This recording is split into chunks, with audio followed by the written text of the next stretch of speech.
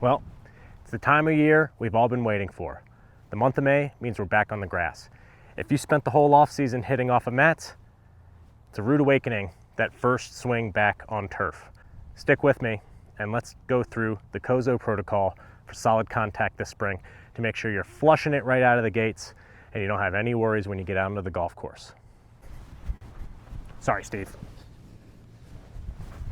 Let's chat a little bit about the spring scaries and why we get lulled into this false sense of security hitting off of mats all winter. Now, the trouble with mats, we get a lot of forgiveness if we hit behind the ball. What happens is when I hit behind, the ball will actually jump up into the air a little bit. It'll hit high on the face and we hit this high knuckly shot that might even fall a little bit to the left, and we think we're hitting these nice high little draws. Now, the trouble with this is once we move back into grass, if we have a low point behind or even at the ball, lots of things can go wrong. So I'd like to start by discussing what a good divot looks like, how we can keep an eye on the low point, and understanding how when we hit off the mats and we don't look at the low point on the TrackMan, we can set ourselves up for failure come spring. Well, someone was a little naughty. I promise this wasn't me, Steve, and got ahead of the opening day, and we have a divot here on the range. There's a lot of misconceptions as to where the low point should be in our swing and the effect that has on our contact. So when I ask most people to show me where the lowest point in their swing should be, many people say that it should be the ball. We want to try to get our low point at least 2.5 to 3 inches ahead of the ball. And if you look at the anatomy of this divot, you'll see 3 inches ahead of my golf ball is right in the center of this divot. Why this is important is if we have a low point that's only, say, 1 inch ahead of the ball. Let's pretend now that I put this where my ball started, and now my low point is only 1 inch ahead. You can see all of this turf that we could have made contact with before we get to the ball. And if that starts to happen to us, we start to compensate. We start to jerk the leash, we start to shorten the arc. Instead of being able to push through and compress the ball, we start to thin it, or if we do what we're supposed to do and extend through, we chunk. Now, how do we adjust our focus from the ball to have a low point further ahead? So, the hammer drill is my favorite drill for this. I want you to imagine that this golf tee is now a nail. We put it at that 2 or 3 inches ahead of the ball on an angle going down like this. Now, a good general rule for this hammer drill is that you want the head of the nail or the head of the tee 1 golf ball ahead. So our goal here is to make contact with the ball, then the tee. If you have the ball sitting on a tee, we want both of those tees flying up through the air. And now we understand that if we're hitting ground before the ball and the center of our divot's not up here, we got to move that low point more forward. So if we do this correctly, we're going to hammer down and watch this tee fly out of the ground.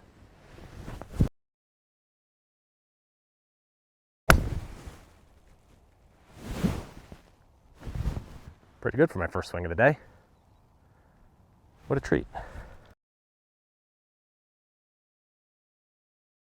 The Flamingo is designed to get rid of the crutch that would allow you to shift your weight to your back foot and move the low point too far back. So to get that drill set up, we have to have all 3 kinds of tension under control. So if you think about a good balanced setup, when I get into a Flamingo drill, I want this foot open to my target, which helps my rotation on the way through. And the other interesting thing is that it helps me find the balance this direction. When we kick this leg out, our knees are close together, the arms are hanging straight down. Imagine if you were going to do a deadlift or pick something up heavy off the ground. This is where we want our arms to hang. Now that we're starting in good balance, we're going to combine the ladder drill. Basically, that means if I can hit this pitching wedge 150 yards here in Colorado, I want to start off by trying to hit it 50. So if I can hit a 50-yard shot with good rhythm and good energy, the contact sounds good, my balance feels good, I want to try to hit 2 or 3 good ones in a row. Or if I can identify the miss, the flaw in my technique, can I fix it? Golf's not a game of perfect shots. Golf is a game of recovery and pattern awareness. Can we solve this problem rather than just walk around waiting for something bad to happen? So let's say that was my 3rd one and I hit it great. Now I'm going to try to hit closer to 100 yards and pay attention to if anything breaks. So the ball position is closer to my toe. I want to make sure that my balance doesn't get thrown off in my backswing. It also gets disrupted when the club starts getting off plane. This is why I love this drill so much. Here I'm going to go a little bit higher energy. Contact was great. My balance feels pretty good. I'm ready to go to the final tier. And once I feel like I'm very confident in this drill, now I'm going to climb the ladder with my normal feet. Now, what I love about this combination of drills is it builds our awareness up. We go back to this aura loop. Awareness and understanding is the critical part of understanding what we need to start to rehearse and adapt in our swing. So if we discover in the Flamingo drill that when we get to the top, we're reverse pivoting and losing our weight this direction, or if we are jumping at the top and that's throwing me off, I want to use these drills very mindfully. Our goal is to identify where and when this tension is creeping into the system. And now I want to be very mindful if I was the kind of guy who, swayed way off the ball. I'm going to do these flamingos and try to practice feeling balanced at a very low energy. The first week back on the grass tee can be a rude awakening, or it can set you free.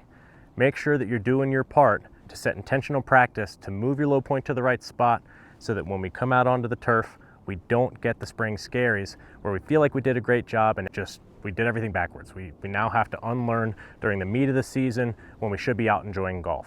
Rapid firing golf balls and running yourself into the ground is not a sustainable way to get better at this game. Work with your coach. Find somebody who's going to give you the tools to build an awareness to what it is that's jamming you up.